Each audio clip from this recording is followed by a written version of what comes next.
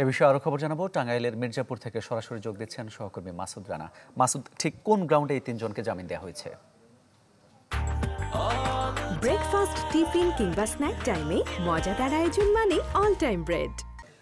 মামুন, আপনাকে জানিয়ে রাখি, গত 17 তারিখ কিন্তু গাবতলী থেকে যে ইউনিক রোড রয়্যালস নামে যে বাসটি ঢাকা টু রাজশাহীগামী যে বাসটি চলাচল করে, সেই বাসটিতে কিন্তু ওই দিন গভীর রাতে কিন্তু এই ডাকাতের হামলার শিকার হয় এবং ওইখানে যা যাত্রী ছিলেন সেই যাত্রীগুলো কিন্তু তাদের যে সর্বস্ব সেই সর্বস্ব কিন্তু লুট করে নেয় এই ডাকাত দলেরা।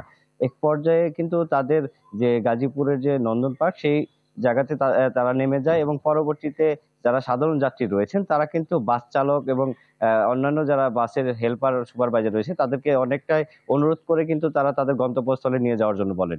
কিন্তু বাস চালক প্রথমে রাজি না হলেও পরবর্তীতে তাদের কিন্তু প্রেশারের কারণে কিন্তু পরবর্তীতে তারা রাজি হয়। এক পর্যায়ে তারা 999-এ কল দিয়ে পরে কিন্তু তারা টাঙ্গাইলের যে মির্জাপুর উপজেলার মির্জাপুর থানা রয়েছে সেই থানায় তারা খবর পায়। পরে এখানে এসে তারা একটি লিখিত অভিযোগ দেওয়ার চেষ্টা করেন, কিন্তু পরবর্তীতে তারা আবার সাময়িক তাদের শরীরে বিভিন্ন জখমের কারণে তারা প্রাথমিক ট্রিটমেন্ট নেওয়ার জন্য কিন্তু তারা এখান থেকে চলে যান এবং পরবর্তীতে এই নাটোরের যে বড়াই থানা রয়েছে সেইখানে তাদের দুই একজন পরিচিত পুলিশ সদস্য রয়েছে, তাদের সাথে যোগাযোগ করেন এবং পরবর্তীতে সেই যে পুলিশ সদস্য তারা কিন্তু এই গাড়িটি আটক করেন এবং ওইখানে যে চালক, হেল্পার এবং সুপারভাইজার রয়েছে তারা কিন্তু তাদের আটক করেন এবং পরবর্তীতে তারা জড়িত সন্দেহে তাদেরকে কিন্তু গ্রেপ্তার করে 54 ধারায় কিন্তু তাদের সন্দেহমূলক কারণে কিন্তু তাদেরকে কারাগার পরে ওই দিনই কিন্তু আদালত থেকে তারা জামিনে বের হন। এখন পর্যন্ত আমরা জানতে পেরেছি তাদেরকে কিন্তু এই যে 12 যে থানা পুলিশ রয়েছে তাদের কিন্তু ওই তাদের নিগরানিতে রাখা হয়েছে